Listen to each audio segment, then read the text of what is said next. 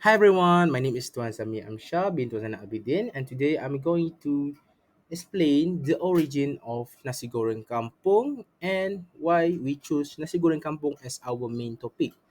So the origin first and the main why we choose nasi goreng kampung as the main point for this test. So I'm going to explain the origin first. So nasi goreng kampung originate from three countries, Malaysia, Indonesia, and Singapore. So what's the differences between nasi goreng kampung and normal fried rice? Be- Nasi goreng kampung is a little bit spicy and use shrimp paste as the main flavor. Okay, the next point is why we choose nasi goreng kampung as the main point. We as a student, we have no fixed income to support our daily life, right? So we actually need a really, really good, affordable food to eat every day. So nasi goreng kampung is one of the best option we can get. It's very, very cheap. You can get it from RM6 to RM7, depending on the location of your place, the location of your home or wherever you study. Other than that, you also can make it yourself. It's very easy to make. You don't have to make. You don't have really extraordinary ingredients to make it. So cheap, cheap, and easy to make, and very delicious. It's very delicious. Okay, that's all from me. Thank you. Hello everyone, my name is Nohazwani binti Muhammad Hanafi. My metric number D 2022110210. I will explain to you guys about history fried rice. Fried rice is an important component of Chinese cuisine. I thought fried rice come from Malay islands such as Indonesia, but it doesn't. It's from Chinese. Fried rice starts since 4000 before century. Fried rice spread to Asia as a lemma brought by Chinese immigrants who invented fried rice there. Fried rice appeared due to Chinese culture who doesn't like cool rice and throwing away the food. So leftover dish like a plain rice will be fried. Fried rice is special dish in Malaysia because it's served anytime, such as for breakfast, dinner, and lunch. Fried rice also used as a sales menu in restaurant or stall because fried rice easy to make it. Okay, fried rice has been diversified, such as nasi goreng Pattaya, nasi goreng kampung, nasi goreng ikan masin. Fried rice is famous all over the world, such as Brunei, Malaysia, Thailand, and Indonesia, because fried rice is delicious and easy to make it. Thank you. That's all. Hi and good day everyone. My name is Aida Hila binti Ahmad Haridan with metric number D202211017008. Today I will present about what differentiate nasi goreng kampung from other nasi goreng. So, firstly, the term nasi goreng kampung itself indicates a relationship with the village. Nasi goreng kampung carries cultural significance and it embodies a sense of nostalgia. Second, made with simple and easily available ingredients. Nasi goreng kampung usually uses simple ingredients that are commonly found at home. It usually contains basic elements such as shallots, garlic, chilies, and along with protein options such as anchovies and egg with added fiber, kale. Third, garnish with something and depending on individual preference. This dish is often garnished with vegetables such as cucumber slices, tomatoes, and lettuce. There are also additions such as crackers and sambal belacan, but it all depends on individual on how to enjoy nasi goreng kampung. Fourth, relationship with cultural heritage and village cuisine. Nasi goreng kampung stand out because its simplicity, the uses of traditional ingredients, and its connection to the cultural heritage and cuisine of the village, while other variations of nasi goreng may incorporate a wider range of ingredients or innovative twists, but nasi goreng kampung remains rooted in its original and simple origin. And lastly, easy protein choices. While chicken and shrimp are common protein choices in other fried rice, but nasi goreng kampung is more about anchovies and egg, which is easy to get and rich in protein. That's all from me. Thank you. Good day, everyone. My name is Nur Idina Batrisha binti Mukhtar with matric number D2022110178. I'm from 8016 Science Education Program. I'm sure that half of human population hate to cook. They despise it. It is whether they are lazy, afraid, or it's just not their cup of tea. But there are some people who love to cook. They enjoy the cooking process. However, the result is not so enjoyable to their taste bud. So having some tips of making your dish more flavorful doesn't hurt. Today, I'm going to share some of the tips that are going to make your nasi goreng kampung tastier. I'm going to divide it into 3 parts so that it is easier for you guys to follow. First part is tips before cooking nasi goreng kampung. First and foremost, fry anchovies using a hot cooking oil. When you are frying your anchovies, make sure that the cooking oil is hot enough so that your fried anchovies will have a crunchy texture. In addition to that, while frying the anchovies, always stir the anchovies to make sure they cook evenly. Next, when you are preparing your cooked rice, it is advisable to use cold rice, or you can cook your rice one night in advance so that you can have a cold rice in the morning for your nasi goreng kampung. Then we go to the second part, which is tips during cooking your nasi goreng kampung. Reuse the cooking oil that we use to fry anchovies. These tips will give your nasi goreng kampung more deep flavor to it. The second tip is stir fry all the other ingredients first, like onion, garlic, or diced chicken breast if you used it, before you put the rice into the pan. Or the moisture from the ingredient will make your nasi goreng kampung have a mushy texture.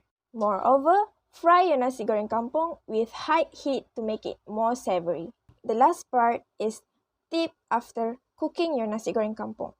Actually, this is an ultimate tip that all foodies know, which is eat your dish with a side dish that goes well with your main dish.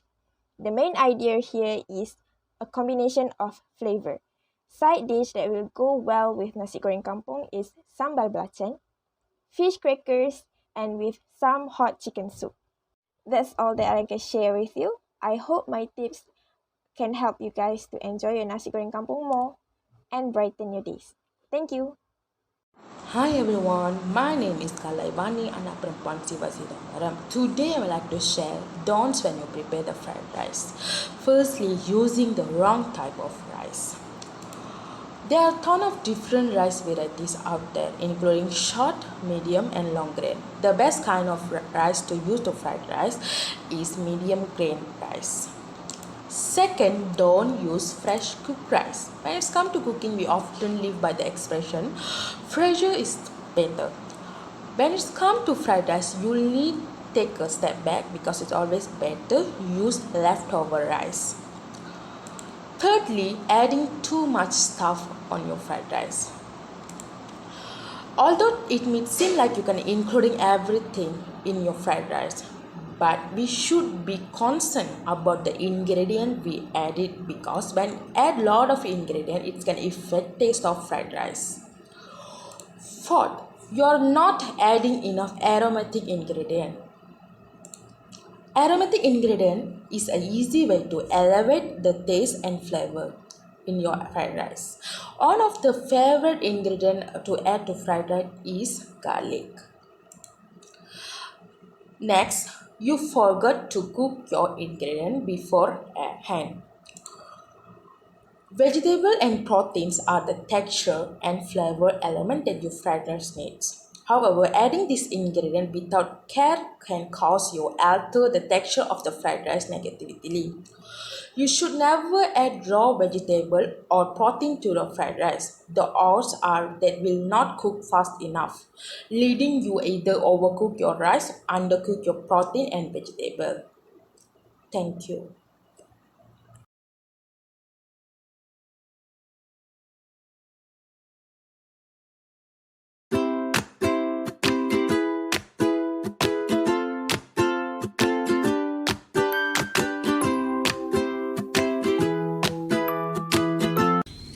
Hi everyone, my name is Tuan Zami Amshar Betosan Abidin, and today I'm going to show you the ingredients to make nasi goreng kampung. So the most important ingredient we're going to use today is of course is going to be rice. So the amount of rice we are going to use today is very dependable in the certain situation. So for example, if you are going to cook nasi goreng kampung for your family, for your friends, maybe you need a lot more than this. Maybe you need 4 plates of rice, not just 1 plate. So for today videos, I'm just going to use 1 plate of rice. So the next ingredient we're going to use is 1 big red onion, 3 garlic cloves, 6 chilies and anchovies.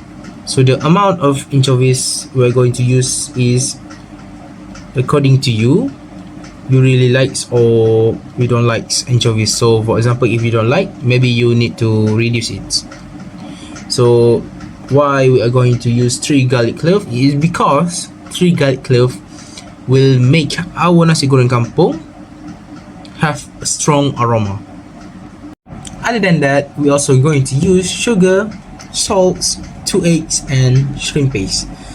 So why we are going to use shrimp paste is because shrimp paste will give our nasi goreng kampung a taste. It's very important. Other than the rice, shrimp paste is one of the most important things we are going to use today. Furthermore, we're also going to use water spinach to make nasi goreng kampung. Last but not least, additional ingredient is keropok. If you don't like keropok, you can just remove it from the ingredient list. My name is Nohazwani. We show you how to prepare ingredient to make fried rice. The first, shallot. Cut the onion in half first so that the onion does not move while slicing the onion. How to slice depend on you.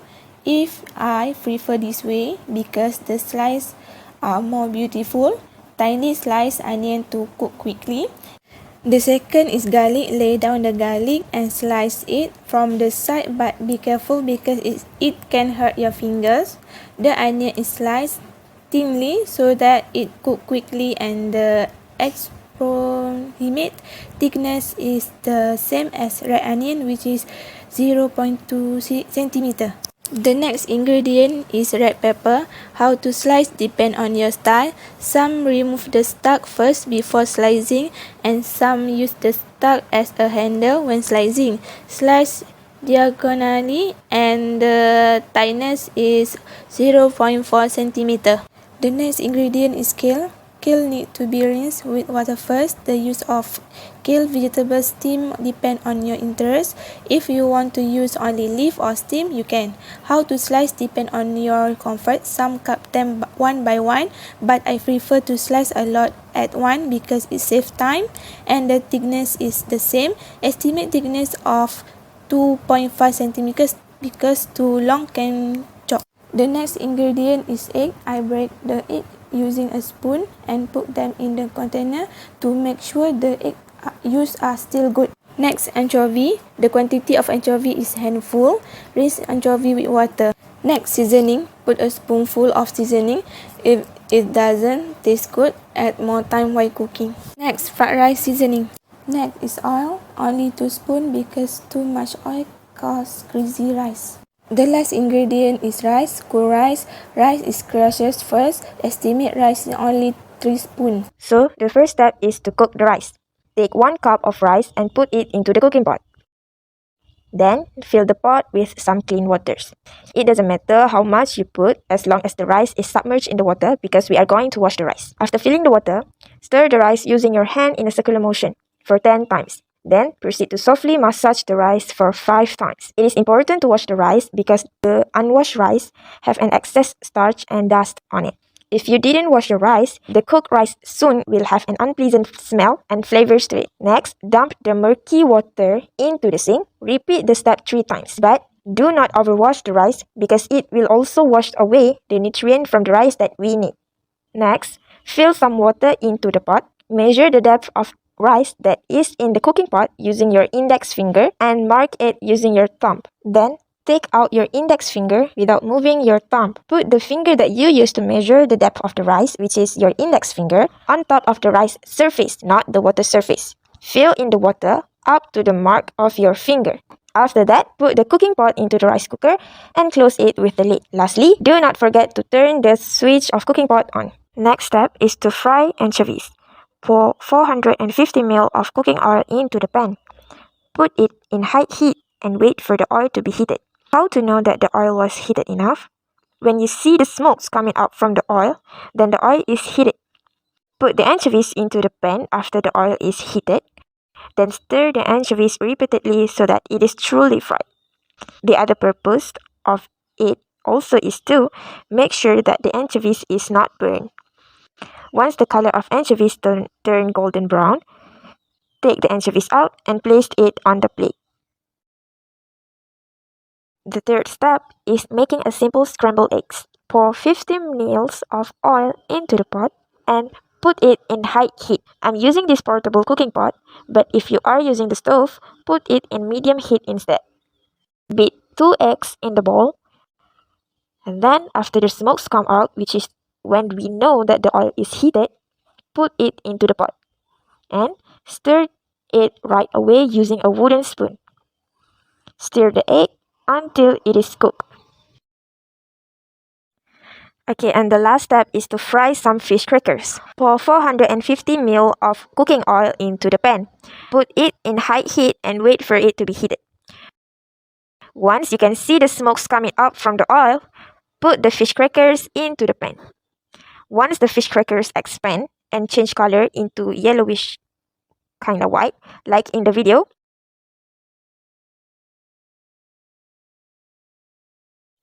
take the crackers out and put it into the container. Repeat the step if you are frying more. It doesn't matter how much you fry the fish cracker because it is a side dish that you can eat with nasi goreng kampung. It is up to your preference. Open the gas stove and put the fire on medium. Add enough of oil to fry. Wait until the oil is hot. Hotness of oil important because it can make sure our ingredient cooked well. Add onion, chili, garlic. Stir the ingredient until the onion turns brown. Garlic is one of the aromatic ingredients to elevate the taste and flavor of fried rice. Stir until 1 minute because brown indicates that it is well cooked. Chili gives spiciness to fried rice. In this fried rice, we can minimize the ingredient. Don't put a lot of ingredients because it can affect the taste of fried rice. After that, add 1 small spoon of fried rice powder. 1 teaspoon soda rasa powder. This powder is important because it adds good taste and it gives justice to fried rice. Further, add belacan or shrimp paste to the stir-fry ingredients to add more authenticity and flavor. Keep stirring the belacan and all ingredients until well mixed. After that, we put the kale stem into the pan with the salted ingredients and stir until all the ingredients mix well. Keep stirring the ingredients to prevent it from getting burnt.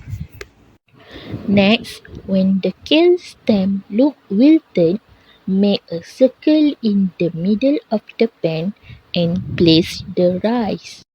Then stir the rice and all ingredients so that they are well mixed. Press the rice sometimes to avoid lumpy rice, and don't forget to lower down the heat to prevent the rice from getting burned, and keep stirring until they mix well. When the rice is mixed with the ingredients, add kale leaf. The reason why we separate the stem and the leaf because the stem is harder to cook than the leaf. After that, keep mixing the ingredients again. The kale leaf will look wilted when they are cooked. Then add fried anchovies